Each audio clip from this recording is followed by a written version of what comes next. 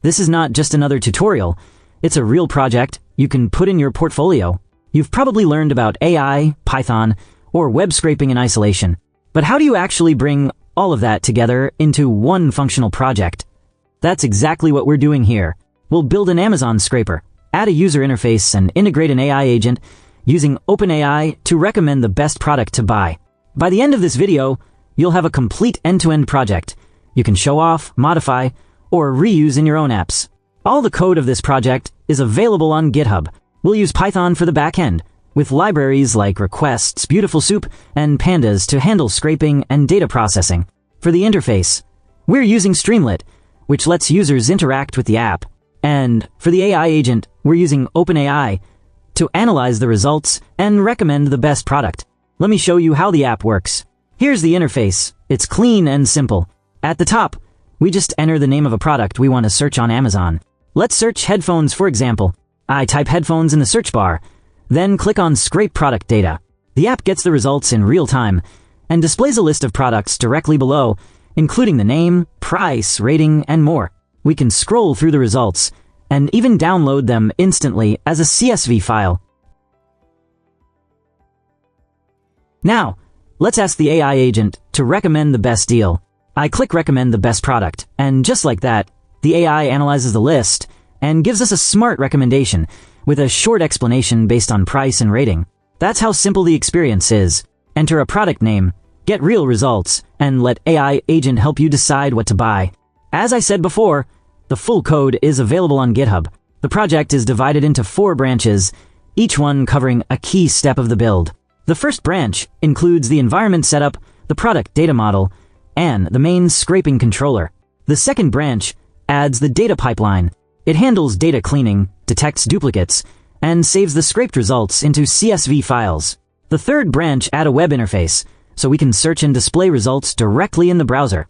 And the fourth branch integrates the AI agent using OpenAI to recommend the best product to buy. Each branch builds on the previous one, so you can follow the project step by step on GitHub or reuse any part of it in your own apps. You'll find the link in the description. Amazon doesn't provide an official API for product searches, so their product data is stored inside regular HTML tags. Each product is usually wrapped in a div, and inside it, you'll find tags like span, H2, and others holding the title, price, rating, and more.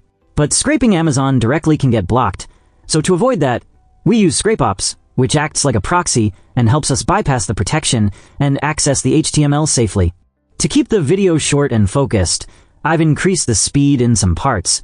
But don't worry, the full code is available on GitHub, and you'll find the link in the description below. Alright, let's get started with our Amazon scraper project. In this first part of the video, we're going to begin by setting up the environment and organizing the base structure of the project. I already have Python and Conda installed, but I like to double-check versions just to be sure. To check Python, I run python ---- version, and I'm on version 3.12.7. Then I check Conda with conda ---- version, and I've got version 24.9.2, which is perfect. Now, let's create the core files we'll use for this project. I'm adding a .env file for storing sensitive information like API keys and .env.example file to share publicly in GitHub.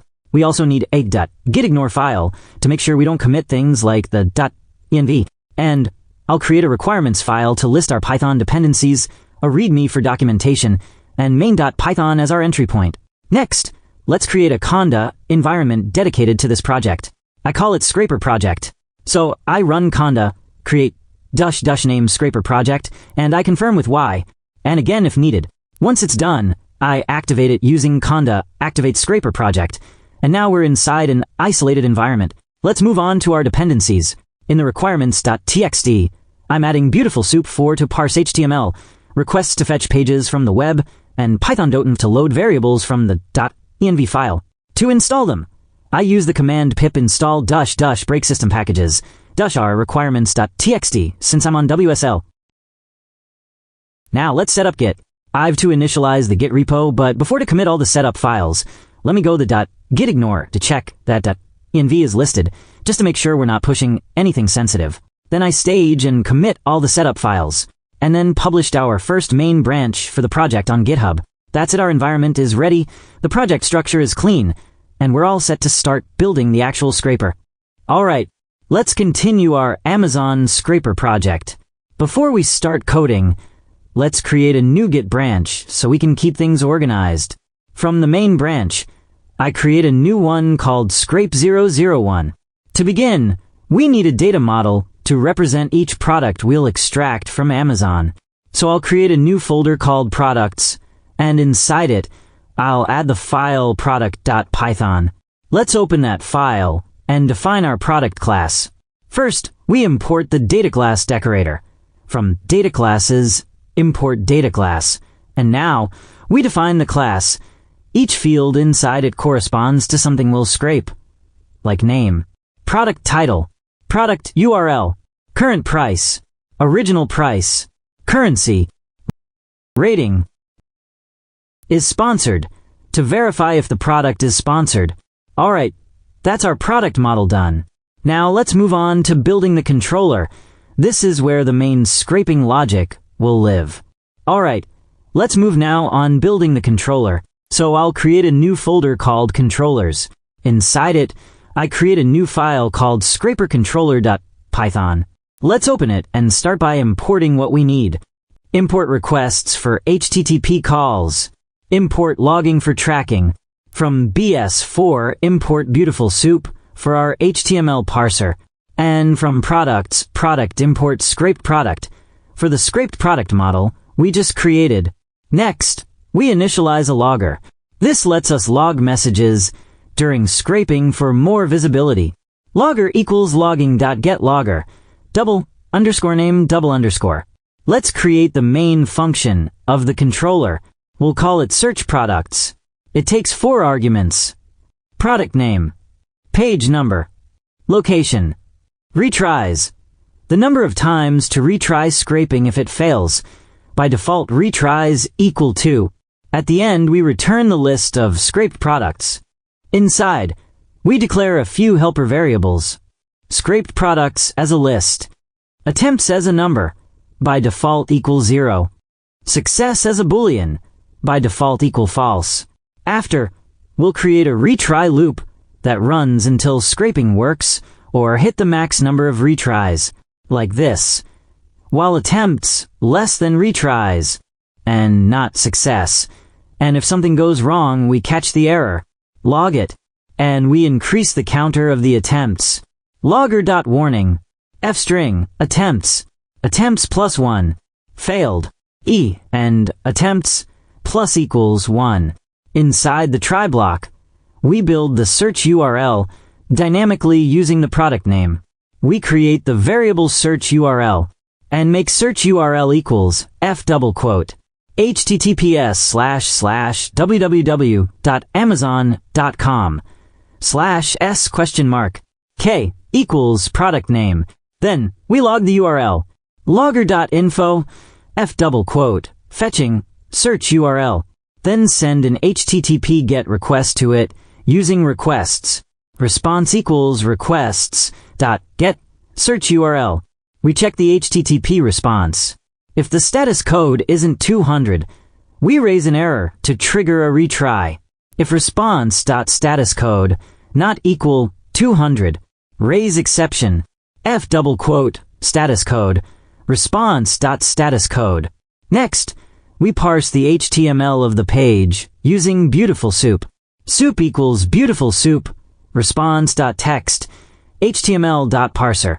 After we clean the HTML by removing all Amazon ad blocks that might interfere with our scraping.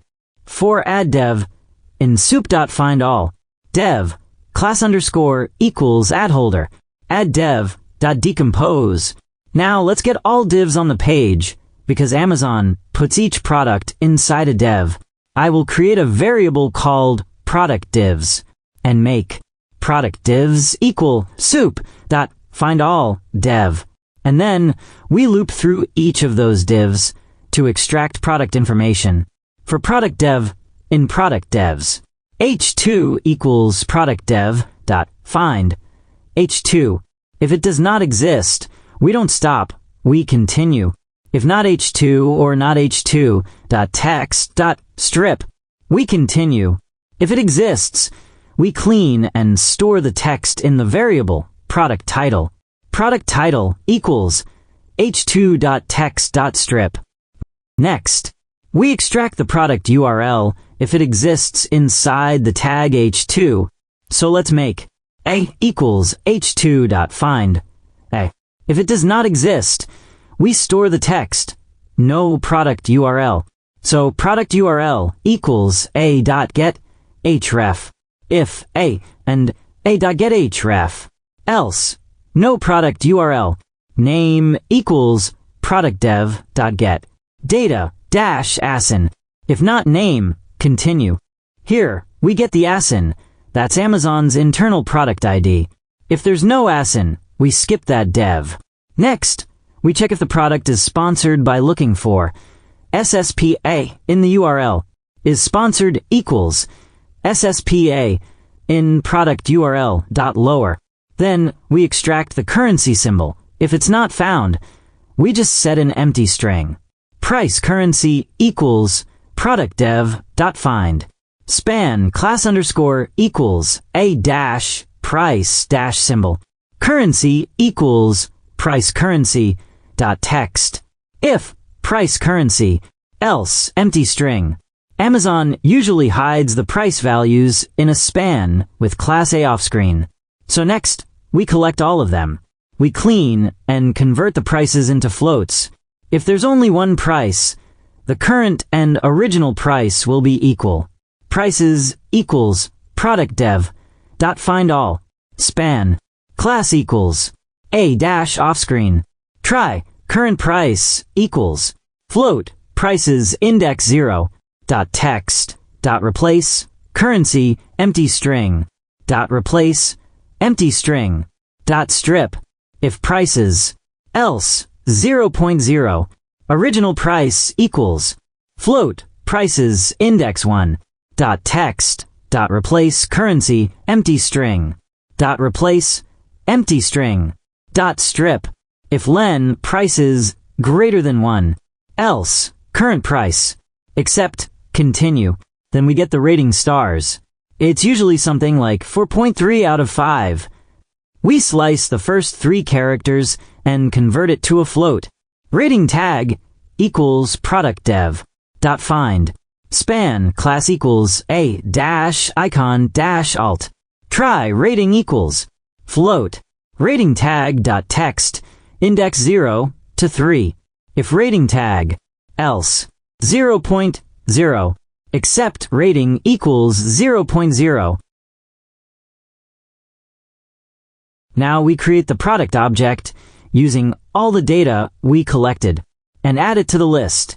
Product equals scrape product, name equals name, product title equals product title, product URL equals product URL, current price equals current price, original price equals original price, currency equals currency, rating equals rating, is sponsored equals is sponsored, scraped products, dot append product. If we get here, it means scraping worked, so we mark success as true. If something goes wrong, we catch the error and log it with the exception already created. And after the loop, if scraping still didn't succeed, we log a final error.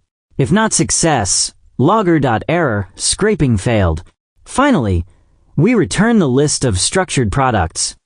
One thing that I forgot is the page number in the URL. Let me add it. Let's move on. I will create a new folder called helpers. Inside it, I will add a new file, config.python. I will go first to the file .env, and inside that file, I'll store the API key like this. API key equal my Scrapeops key. You can get your free API key from Scrapeops by creating an account. I will leave the link in the description. I will declare the same variable in the file .env.example, so you will not forget to get it. Now, let's get back to config.python. So inside config.python, first I'll import OS and load dotenv from the dotenv package. Then I'll call load dotenv to load all the variables from the .env file into the environment. And finally, I'll extract the API key and assign it to the variable API key. Import OS. From dotenv import load.env. Load.env. API key equals os.getEnv API key. Perfect. This allows us to use the Scrapeops API key anywhere in the project, without exposing it in the code. Let's move on now to add a new file called utils.python. In this file, we'll create a helper function that generates a Scrapeops proxy URL using our API key.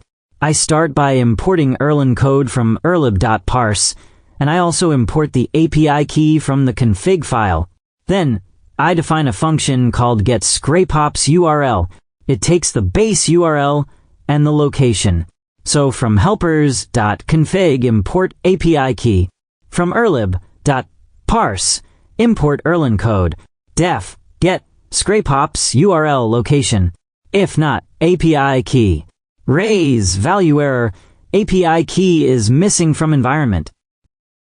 Inside this function, we'll create a dictionary called payload that contains the API key, the original URL, and the country code. Then we convert that dictionary into a query string using Erlang code. And at the end, we return the final proxy URL. So, payload equals API key will get my API key, URL will get Amazon URL, and country will get location. Return https://proxy.scrapeops.io/v1/ plus Erlang code payload. Alright, this function will allow us to wrap any Amazon URL with Scrapeops quickly. Let's go back to the controller and use the new helper. I'll open the scraper controller.python, and at the top, I'll import the function. From helpers.utils import get Scrapeops URL then. Inside the search products function, I will update the line where we were building the Amazon URL. So instead of this URL, I will add the URL inside the function that we just created. This wraps the URL using our helper, which keeps the controller clean and focused on scraping. That's it for this step. We now have a proper helpers folder with everything we need to connect to Scrapeops. Let's now code our main.python file at the root of the project. This will be the entry point to test the scraper logic we just built in the controller. First, I import the search products function from the controller. This is the function we created earlier that scrapes Amazon and returns product data. From controllers.scraperController import search products. This is the only thing we need to import. You see, when your code is well organized, your main function stays clean and lightweight. Then I create a list called products. For now, I'm just adding one product, which is Mac. You can later expand this list to include multiple product names. I'll also define a variable called max retries equals 3, which sets how many times we'll retry the request if it fails. Now I'll create a simple loop that goes through each product in the list. Inside this loop, I call the function search products and pass in the product name, along with the retries. So, for product in products, results equals search products, our variable product, and retries equals max retries. Then I loop through the results and print each product to the console. For items in results, print items. Each item is a scraped product object, which includes fields like the product title, the current price, the original price, the rating, and more. That's it. We now have a functional main file that triggers the scraper and prints out the results. Let's test it now by running python main.python, and we should see the output right in the console. We're done for this first branch. Let's commit the changes and publish it now to GitHub. Alright, let's move on now to building the data pipeline, the part that will allow us to save scraped products into CSV files. I'll create a new folder called pipelines, and inside it, I will add a new file called datapipeline.python. This is where we'll build the logic to store the data into a CSV file. Let's start importing what we need. We'll be using CSV and OS for file handling, time for delays, fields and asdict to work with data classes, and logging for warnings. Import CSV, import OS, import time. From data classes, import fields, asdict, import logging. Let's start by initializing the logger. logger equals logging.getLogger name. Now I'll create the class Datapipeline, and inside, I will define the constructor of the class. Name scene is a list to track the names we've already processed. That will help us to avoid saving duplicates. Storage queue is where we temporarily store product data before writing it to the file. Storage queue limit controls how many products we collect before triggering a save. CSV file name is the name of the file where the data will be written. And finally, CSV file open as a flag to make sure we don't write to the file while it's already open. Let's define the method that writes to the CSV file. Inside, we mark the file as open. We copy the data and clear the queue. Def save to CSV. Self.csv file open equals true. Data to save equals self.storage queue. Self.storage queue.clear. If not data to save, return. Then we get the field names from the data class. Check if the file already exists and has content. Then we open the file and write each item. Finally, we mark the file as closed. Keys equals field.name. For field, in fields, data to save, index 0. File exists equals os.path.isFile. Self.csv file name and os.path.getSize.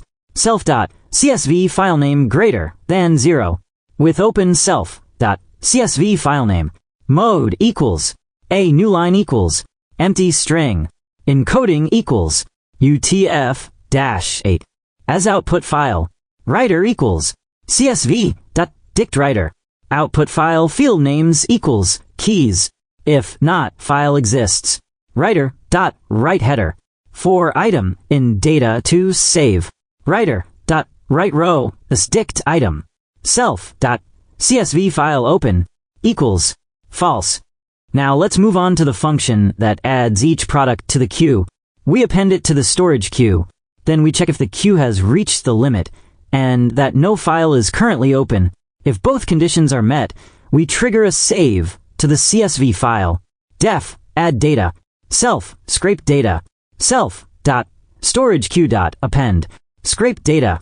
If len self.storage queue greater than or equal self.storage queue limit and not self.csv file open self.save to CSV.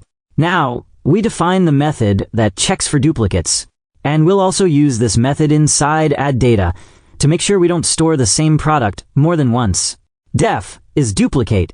Self input data. If input data.name in self.name scene. Logger.warning. Duplicate item found. Input data.name. Return true. Self.namescene.append. Input data.name. Return false. And in the function add data. If not, self.is duplicate. Scrape data. Finally, I'll create a method to close the pipeline. This makes sure that even if the script finishes early, we save everything that's left in memory. Def close pipeline self. If self.csv file open. Time.sleep. 5. If len self.storage queue greater than 0. Self.save to CSV. Let's go back to the file product.python. Inside the scrape product class, I had a special method at the bottom called postinit. This method will run automatically after the object is created, and it'll help us clean up the data before saving it. Here's the code. Def postinit self. For field, in field self. Value equals get attribute self field.name. If is instance. Value str set attribute self field.name. Value.strip. If value.strip. Else no field.name. This strips all string values, and if a field is empty, it replaces it with no title, no URL, and so on. Now let's go back to the controller. Inside the function search products, I add a new parameter called Datapipeline, and I set it to none by default. Then, at the end of the loop, instead of appending the product manually, I call Datapipeline.addDataProduct. That's it. Now the controller pushes the data directly to the pipeline. Let's now go to main.python and update it to use the pipeline. First, I import the pipeline. From pipelines.datapipeline import datapipeline. Then we create a pipeline for each product. We pass it to the controller, and we close it after the search is done. Product pipeline equals data pipeline CSV file name equals product.csv. Search products. Product retries equals max retries. Data pipeline equals product pipeline dot close pipeline. Now let's test our main function. In the console, run python main.python, and I can see that a file has been created, mac.csv. It contains all the scraped results organized as we wanted. That's it.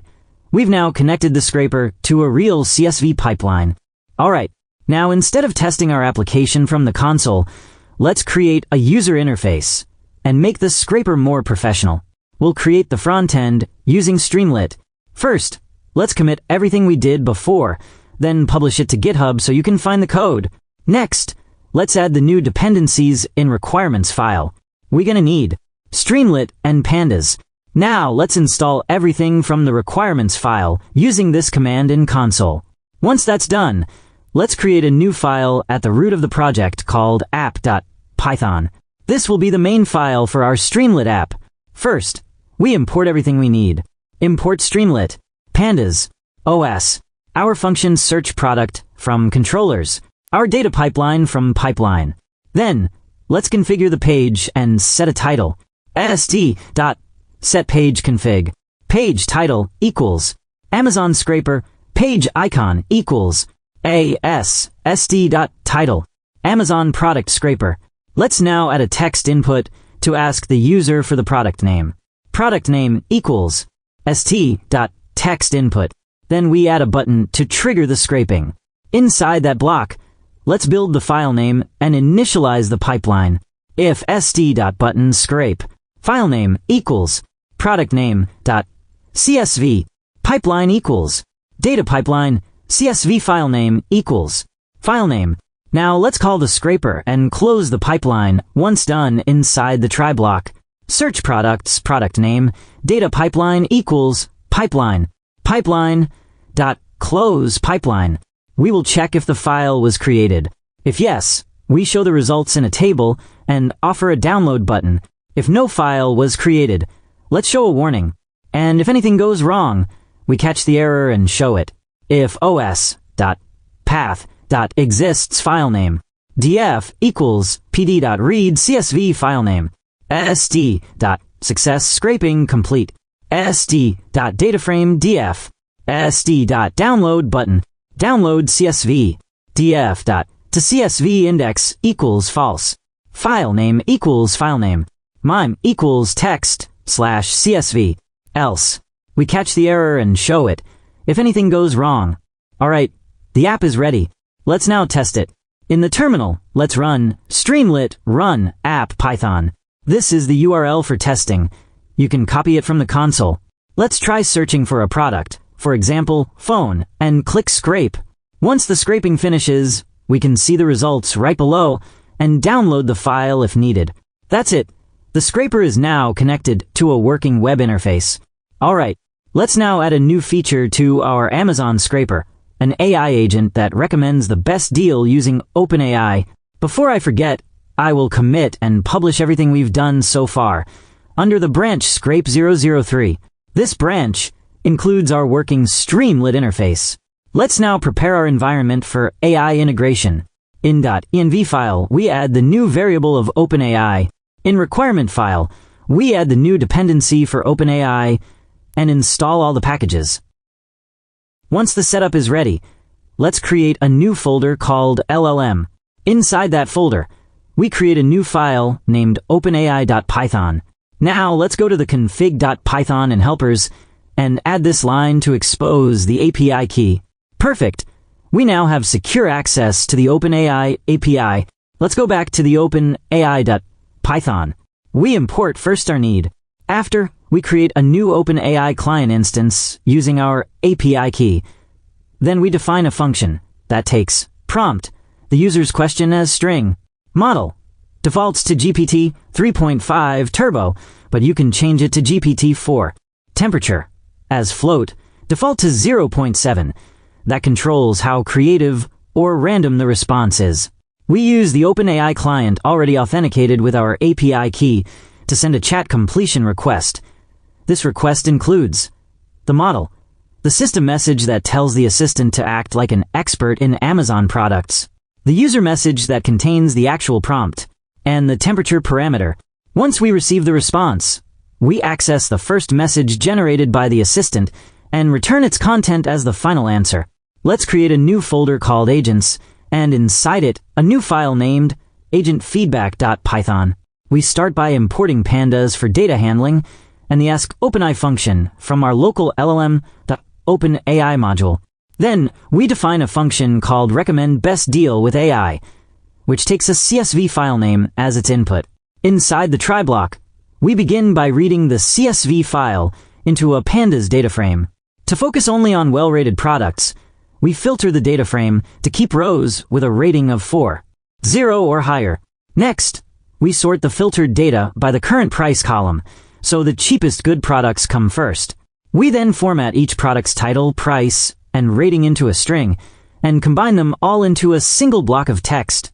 This text is inserted into a prompt that we send to the Ask OpenAI function, asking it to choose the best value for money product, and explain why in 2 sentences or less. After getting the response from the AI, we retrieve the title of the first product in our sorted data frame, assuming it's not empty, and return both the product name and the AI's recommendation. If anything goes wrong during the process, the function catches the exception and returns an error message instead. Now let's go back to app Python. At the top of the file, we import our AI function. From agents.agentFeedback, import recommend best deal with AI. Then at the end of the Streamlit app, we first check if the user has entered a product name and whether a corresponding CSV file with that name exists in the current directory.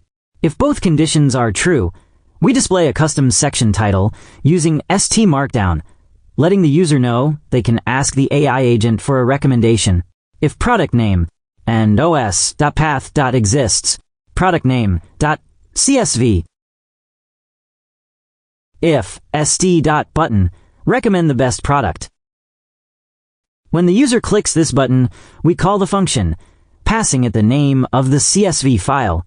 Once the AI agent returns a result, we display the recommended product, and we show the AI's reasoning, giving the user both a clear recommendation and a brief explanation behind it. With st.spinner, the AI agent text message, product reason equals recommend best deal with AI product name .csv, st.success to show the recommended product, st.info to show the reason. Now, let's test the full application.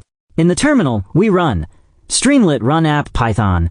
Search for a product like phone or Mac, click Scrape, and then click Recommend the best deal. The AI agent thinks for a moment and shows the recommended product, along with the explanation. Let's finish by committing and publishing everything under a new branch called Scrape004. That's it for today. If you found this helpful, don't forget to like, subscribe, and drop a comment if you have any questions. See you in the next one.